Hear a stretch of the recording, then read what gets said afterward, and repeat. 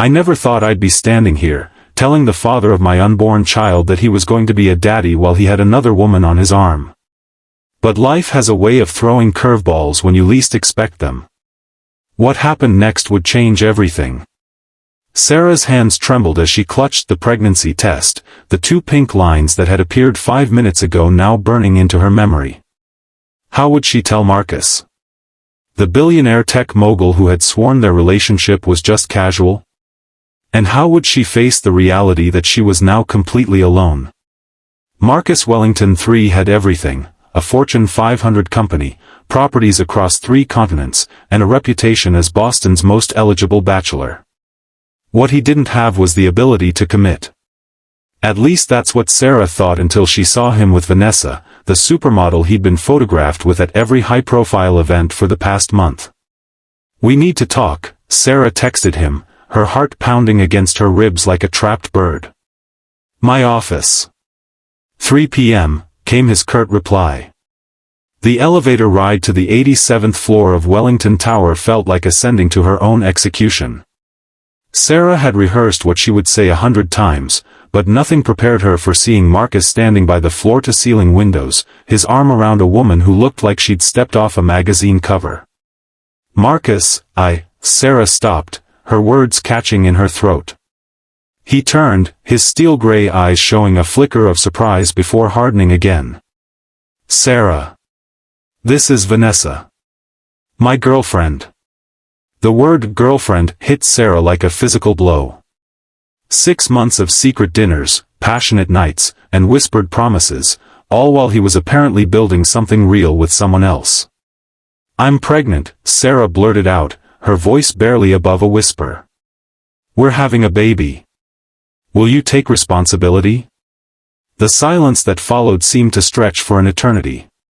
Vanessa's perfectly sculpted eyebrows shot up, her gaze darting between them. Marcus straightened his Italian silk tie, his expression unreadable. "I have a new girlfriend," he said flatly, as if that explained everything. "Whatever happened between us was a mistake." What Sarah didn't know was that Marcus had secrets of his own, secrets that would turn their worlds upside down and force them both to question everything they thought they knew about love, loyalty, and what it truly means to take responsibility. As Sarah turned to leave, fighting back tears, Marcus's assistant rushed in with news that would change the trajectory of all their lives. The company was under investigation, and someone close to Marcus had betrayed him. The evidence pointed to someone in this very room. 3 months later, Sarah sat in her tiny apartment, scrolling through the business news on her phone. Wellington Enterprises was in freefall, and Marcus's face was splashed across every financial publication. The mighty had fallen, and fallen hard. The knock on her door came just after midnight. When she opened it, she found Marcus standing there, soaked from the rain, his designer suit rumpled, his eyes red-rimmed. "You were right," he said, his voice breaking.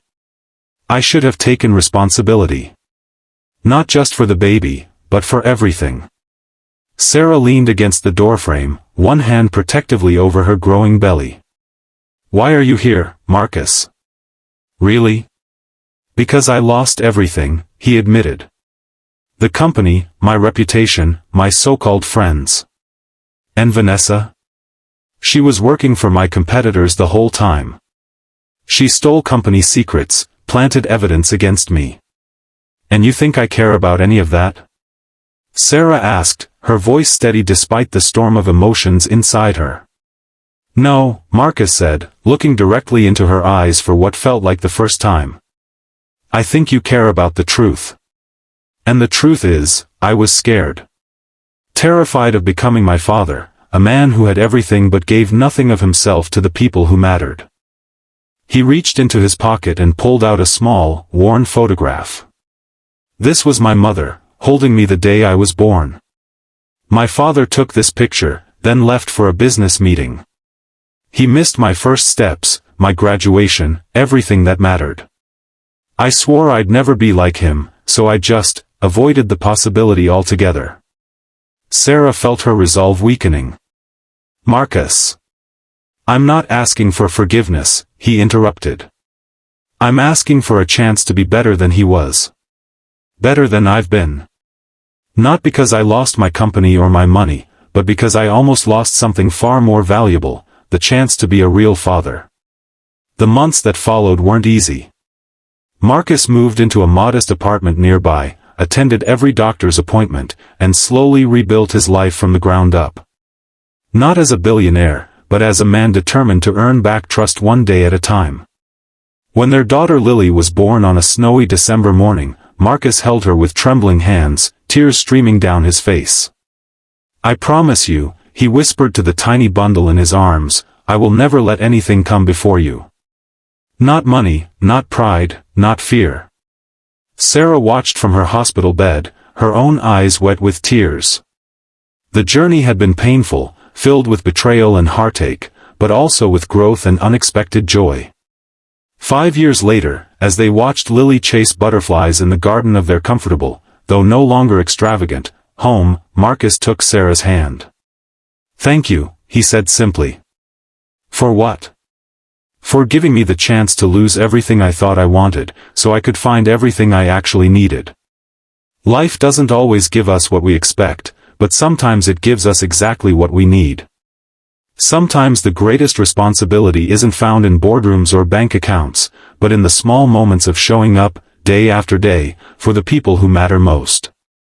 If you were moved by Sarah and Marcus's journey, please like this video and subscribe to our channel for more stories that touch the heart.